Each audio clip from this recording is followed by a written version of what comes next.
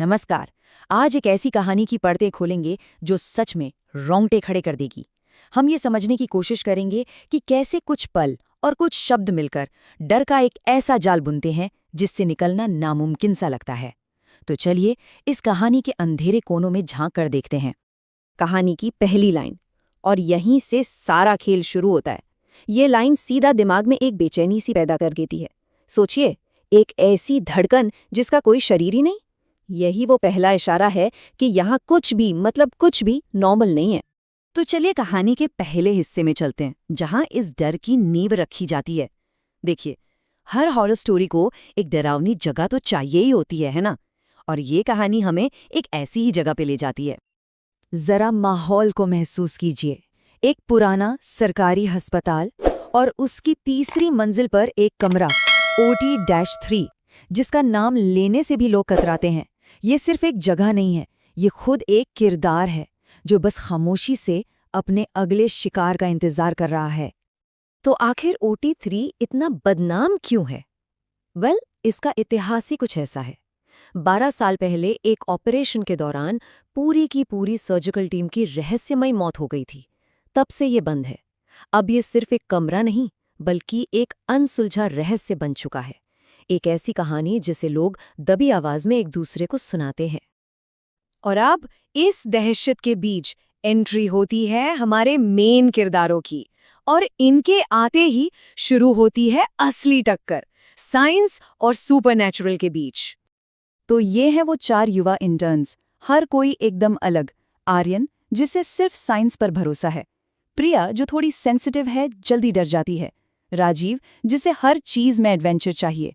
और नेहा, जो शांत रहकर सब कुछ एनालाइज करती है। और यही 4 अलग अलग सोच उस रात आपस में टकराने वाली थी। यहाँ होती है तर्क और डर की सीधी टक्कर। एक तरफ है आर्यन का लॉजिक, उसका ईगो कि यह सब बकवास है, और दूसरी तरफ है वो डर जो सालों से सुनी कहानियों से पैदा हुआ है।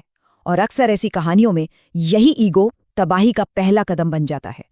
और ये रहा वो पल, वो एक लाइन जिसने सब कुछ तय कर दिया। ये सिर्फ एक वाक्य नहीं है, ये वो घमंड है जो उन्हें सीधे मौत के मुंह में खींचकर ले जा रहा था। वो डर को गलत साबित करने गए थे, पर असल में उसे दावत दे बैठी। अब कहानी अपने सबसे खौफनाक मोड़ पर आ जाती है। जैसे ही वो दरवाजा खोलते हैं, खेल शुरू हो जाता है। दरवाजा बंद होने वाला है और वापसी का हर रास्ता भी। अंदर का माहौल जरा महसूस करने की कोशिश कीजिए। एक घुटन भरी खामोशी, हवा इतनी ठंडी कि हड्डियों तक पहुंच जाए, और एक अजीब सी महक, धूल, सड़न और कुछ मेटल जैसा। ये कमरा कम और कोई कब्रगाह ज्यादा लग रहा था। और तभी कहानी की सबसे अजीब और डरावनी चीज होती है, एक हार्ट मॉनिटर जिस पर कोई सेंसर तक नहीं लगा है, अचानक अपने आप चालू हो जाता है। और वो एक धड़कन दिखा रहा है, धीमी, स्थिर। सवाल ये है कि ये धड़कन आखिर है किसकी? ये साइंस के हर नियम के खिलाफ था। और इससे पहले कि वो कुछ समझ पाते, क्लिक, धड़ाम, दरवाजा अपने आप बंद हो जाता है। Game over. अब वो सिर्फ कमरे में नहीं है, वो फंस चुके हैं। दरवाजे के बंद होने की आवाज के साथ ही OT-3 का असली चेहरा सामने आने वाला था। अब डर पर्सनल हो जाता है। ये कमरा अब सिर्फ एक कमरा नहीं, एक शिकारी है, और उसने अपना पहला शिकार चुन लिया है। स्क्रीन पर प्रिया का नाम चमकना इस बात का सबूत था कि वो किसी सोचने समझने वाली खतरनाक ताकत के निशाने पर हैं। सब कुछ इतनी तेजी से हो रहा है कि सांस लेने तक का मौका नहीं मिल रहा। एक के बाद एक। अगला निशाना, राजीव। डर अब अपने पीक पर है, और बचने की कोई उम्मीद दूर दूर तक नहीं दिख रही। और अब पैटर्न बिल्कुल साफ है। ये कोई हादसा नहीं, ये एक सोचा समझा शिकार है। नेहा का नाम आते ही ये साफ हो जाता है कि यहाँ से कोई नहीं बचने वाला। वो शैतानी ताकत एक एक कर सबको खत्म कर रही है। और आर्यन बेचारा सिर्फ ये सब देखने के लिए मजबूर है। ये कोई नॉर्मल मौत नहीं है, यहाँ कोई खून खराबा नहीं है, बल्कि उससे भी कहीं ज्यादा भयानक कुछ हो रहा है। ऐसा लग रहा था जैसे उनकी लाइफ एनर्जी को धीरे धीरे सोख लिया गया हो। एक एक करके प्रिया, राजीव, नेहा, सब खत्म। 3 जा चुके हैं, अब सिर्फ आर्यन बचा है।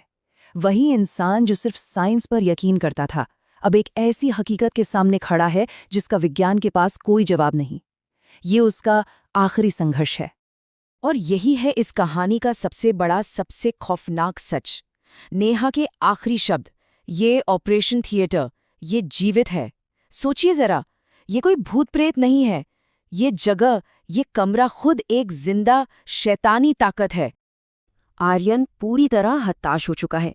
वो एक फायर एक्सटिंग्विशर उठाता है और मेन मॉनिटर पर दे मारता है। वो उस शैतान का दिल तोड़ने की कोशिश कर रहा है और इसके बाद एक गहरा सन्नाटा छा जाता है। क्या वो कामयाब हुआ? और उसी सन्नाटे के बीच एक हल्की सी क्लिक की आवाज आती है। दरवाजा खुल गया है। शायद उस ताकत के दिल पर हमला काम कर गया। वो कमजोर पड़ गई और यही आर्यन के बचने का इकलौता मौका था। आर्यन बच तो निकला, लेकिन क्या वो सच में आजाद हो पाया? कहानी अब अपने अंजाम पर पहुंचती है, जो हमें एक सीधी सी बात सिखाती है, कुछ दरवाजे हमेशा के लिए बंद ही रहें तो अच्छा है। अगली सुबह का मंजर दिल दहला देने वाला था। आर्यन गलियारे में बेहोश मिला, जिंदा लेकिन गहरे सदमे में।